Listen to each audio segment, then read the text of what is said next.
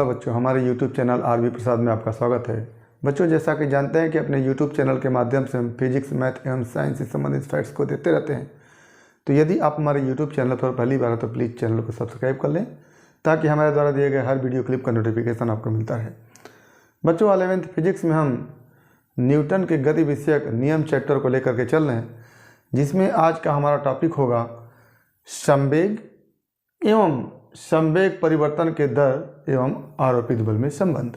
तो सबसे पहले हम देखेंगे कि संवेग क्या होता है।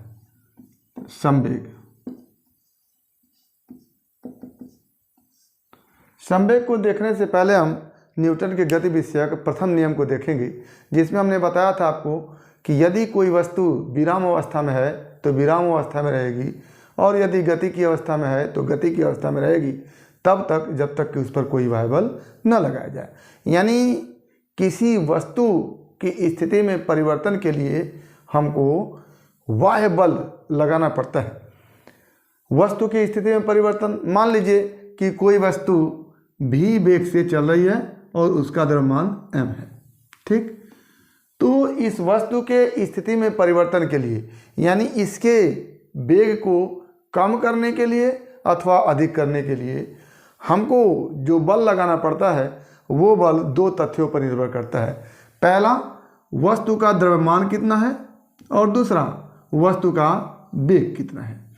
यानी वस्तु के द्रव्यमान पर निर्भर करता है कि हम कितना बल लगाएं ताकि उसकी स्थिति में परिवर्तन हो जाए। दूसरा, वस्तु का वेग, वस्तु के वेग पर भी निर्भर करता है कि वस्तु की स्थिति में परिवर्तन के लिए हम कितना बल लगाएं। यानी यदि वस्तु पर हम बल आरोपित कर रहे हैं तो उसकी स्थिति में परिवर्तन होगा, और आरोपित बल वस्तु के द्रव्यमान पर निर्भर करेगा। यानी द्रव्यमान अगर अधिक है तो वस्तु की स्थिति में परिवर्तन के लिए जो बल लगाएंगे वो भी अधिक लगाना पड़ेगा। यानी वस्तु की स्थिति में परिवर्तन के लिए अगर अधिक द्रव्यमान है तो वस्तु पर अधिक बल लगाना पड़ेगा, और यदि कम द्रव्यमान है तो वस्तु पर कम बल लगाना पड़ेगा। इसी तरह से यदि वस्तु का वेग अधिक है तो वस्तु की स्थिति में परिवर्तन के लिए बल अधिक लगाना पड़ेगा। इन्हीं द्रव्यमान और वेग पर निर्भर करता है कि वस्तु की स्थिति में परिवर्तन के लिए बल कितना लगाना पड़ेगा। तो जिन दो तथ्यों पर ये आरोपित बल निर्भर करता है, उन्हीं दोनों तथ्यों के गुणनफल को हम क्या कहते हैं, संवेग कहते हैं। तो आरोपित बल किन किन तथ्यों पर निर्भर करता है? एक तो द्रव्यमान अधिक होगा तो बल अधिक लगाना पड़ेगा, द्रव्यमान कम होगा तो बल कम लगाना पड़ेगा, और दूसरा वेग अधिक है तो अधिक बल लगाना पड़ेगा, और वेग कम है तो कम बल लगाना पड़ेगा। तो इसी द्रव्यमान और वेग के गुणनफल को हम क्या कहते हैं, संवेग कहते हैं। यानी संवेग बराबर क्या हो जाता है, द्रव्यमान गुणे वेग। तो इसको एक लाइन में लिखना होगा तो लिखेंगे, इसी वस्तु के द्रव्यमान एवं वेग के गुणनफल को संवेग कहते हैं।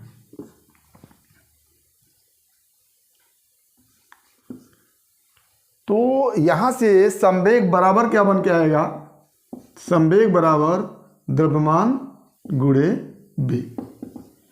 अब चूंकि हम जानते हैं कि संवेग को यम से डिनोट करते हैं और वेग को भी से, तो क्या हो जाता है, संवेग बराबर द्रव्यमान को यम से लिखते हैं और वेग को भी से लिखते हैं तो यम इंटू भी हो जाता है। और संवेग के लिए हम P लिखते हैं, यानी संवेग को P से निरूपित करते हैं तो P बराबर क्या हो जाएगा, m इंटू बी। ये संवेग का छोटा सा फॉर्मूला होता है कि किसी वस्तु का संवेग बराबर द्रव्यमान गुणे वेग। अब बात आती है कि ये संवेग सदिश राशि है कि अदिश राशि है। तो आप जानते हैं कि ये जो वेग है वो सदिश राशि है और द्रव्यमान अदिश राशि है। तो आपको वेक्टर एनालिसिस में बताया गया था कि यदि किसी सदिश राशि में किसी अदिश राशि से गुणा करते हैं तो जो गुणनफल आता है वो सदिश हो जाता है। तो यहाँ से P क्या हो जाएगा, सदिश हो जाएगा। क्यों? क्योंकि P हमको मिलता है वेक्टर सदिश वेग और अदिश द्रव्यमान के गुणनफल से। तो वेक्टर p इक्वल टू हो जाएगा द्रव्यमान अदिश है और वेग सदिश है। तो वेक्टर p इक्वल टू हो जाएगा m इंटू वेक्टर v। अब यहाँ से इस संवेग का मात्रक अगर देखना चाहें तो संवेग का मात्रक लिखेंगे, क्या हो जाएगा, द्रव्यमान का मात्रक जिसको हम किलोग्राम लिखते हैं, किग्रा, और वेग का मात्रक लिखते हैं मीटर प्रति सेकंड, मीटर प्रति सेकंड। तो ये हमारा संवेग का मात्रक हो गया किग्रा मीटर प्रति सेकंड। और एक और तथ्य आता है इसमें, विमीय सूत्र। तो संवेग का विमीय सूत्र क्या हो जाएगा, संवेग का विमीय सूत्र क्या हो जाएगा, द्रव्यमान का विमीय सूत्र m लिखते हैं m1, और वेग का विमीय सूत्र लिखते हैं Lt-1। तो संवेग का विमीय सूत्र हो जाता है m1L1T-1। तो ये हो गया हमारा संवेग। किसे कहते हैं, किसी वस्तु के द्रव्यमान और वेग के गुणनफल को संवेग कहते हैं। संवेग को p से लिखते हैं तो p इक्वल टू हो जाता है m इंटू v, और चूंकि v एक सदिश राशि है तो संवेग p जो होगा वो सदिश राशि हो जाएगा। संवेग का मात्रक किग्रा मीटर पर सेकंड, और संवेग का विमीय सूत्र m1L1T-1। आगे हम देखेंगे कि किसी वस्तु पर बल लगाने से उसके संवेग में अगर परिवर्तन होता है तो संवेग परिवर्तन का दर और आरोपित बल में क्या संबंध होता है। तो आइए देखते हैं संवेग परिवर्तन के दर और आरोपित बल में संबंध। जैसे आप देख लिए हैं कि किसी वस्तु पर यदि बल आरोपित करते हैं तो उसकी स्थिति में परिवर्तन होता है। स्थिति में परिवर्तन होने का मतलब कि यदि वस्तु में वेग है तो उसका वेग बढ़ सकता है या फिर उसका वेग घट सकता है। तो क्या लिखेंगे कि मान लिया वस्तु पर F बल आरोपित करने से वस्तु का वेग t समय में u प्रारंभिक वेग है, यानी वस्तु कोई है u वेग से चल रही है और उस पर F बल लगाया गया है। तो t समय में वस्तु का वेग u से v हो जाता है, u से v हो जाता है, और वस्तु का द्रव्यमान m है। तो वस्तु के द्रव्यमान में बल के लगाने से परिवर्तन नहीं होगा। वस्तु का वेग u है तो t समय तक बल लगा रहे हैं तो उसका वेग v हो जा रहा है। तो वस्तु में दो संवेग होगा, प्रारंभ में कुछ संवेग होगा और वेग के बदल जाने से कुछ संवेग हो जाएगा। तो वस्तु का प्रारंभिक वेग अगर u है तो संवेग क्या हो जाएगा, वस्तु का प्रारंभिक संवेग बराबर, आप जानते हैं कि संवेग बराबर द्रव्यमान गुणे वेग होता है। तो द्रव्यमान है m और यहाँ पर गुणा करेंगे प्रारंभिक वेग का, क्योंकि हम निकाल रहे हैं प्रारंभिक संवेग। तो m इंटू यू हो गया, और वस्तु का अंतिम संवेग, अब ये अंतिम संवेग है तो द्रव्यमान वहीं रहेगा और अंतिम वेग से गुणा कर देंगे तो अंतिम संवेग हो जाएगा। तो ये अंतिम वेग भी है तो अंतिम संवेग हो जाएगा m इंटू v। अब वस्तु का प्रारंभ में संवेग m इंटू यू है, वस्तु का अंत में संवेग m इंटू v है। तो अगर हम संवेग परिवर्तन निकालना चाहें तो क्या हो जाएगा, संवेग परिवर्तन, इसको डेल्टा p से लिखते हैं। प्रारंभिक संवेग m इंटू यू है, अंतिम संवेग m इंटू v है, और संवेग परिवर्तन निकालना होगा तो चूंकि संवेग को p से लिखते हैं और डेल्टा लगा देते हैं तो संवेग परिवर्तन हो जाता है। तो संवेग परिवर्तन बराबर अंतिम संवेग में से प्रारंभिक संवेग को क्या करेंगे, माइनस कर देंगे, तो हो जाएगा संवेग परिवर्तन। अब संवेग परिवर्तन का दर, चूंकि हमको संवेग परिवर्तन के दर और बल में संबंध देखना है तो हम निकालेंगे संवेग परिवर्तन का दर। तो क्या हो जाएगा, संवेग परिवर्तन का दर बराबर जितना संवेग परिवर्तन है उसमें हम समय से भाग दे देंगे तो संवेग परिवर्तन का दर निकल जाएगा। क्या होगा, लिखेंगे संवेग परिवर्तन बटा समय, और ये क्या हो जाएगा, संवेग परिवर्तन को आप डेल्टा पी से लिखे हैं तो डेल्टा पी और समय को लिखे हैं टी से, तो डेल्टा पी अपन टी।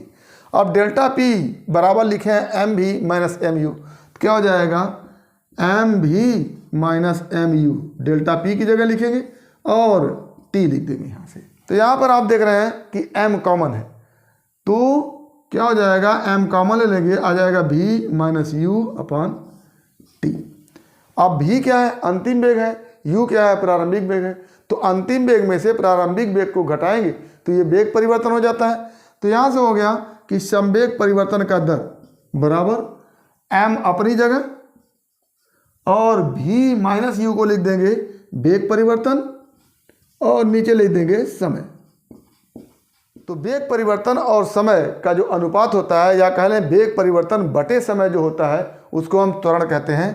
तो क्या लिख देंगे, m इंटू त्वरण, और त्वरण को आप a से लिखते हैं या फिर m को आप द्रव्यमान के रूप में लिख लीजिए। तो क्या लिखेंगे, द्रव्यमान m और गुणे त्वरण। और आप जानते हैं न्यूटन का गति विषयक द्वितीय नियम कहता है कि द्रव्यमान और त्वरण का जो गुणनफल होता है वो बल के बराबर होता है। तो ये क्या हो जाएगा, इसको आप m इंटू ए भी कह सकते हैं और ये हो जाएगा f। तो क्या देखें आप कि ये जो संवेग परिवर्तन का दर है, संवेग परिवर्तन का दर अंत में किसके बराबर हो गया, बल के बराबर हो गया। तो इस तरह से आप कह सकते हैं कि संवेग परिवर्तन का दर जो होगा वो आरोपित बल के बराबर हो जाएगा। तो एक लाइन आप लिखेंगे यहाँ पर कि किसी वस्तु पर आरोपित बल के कारण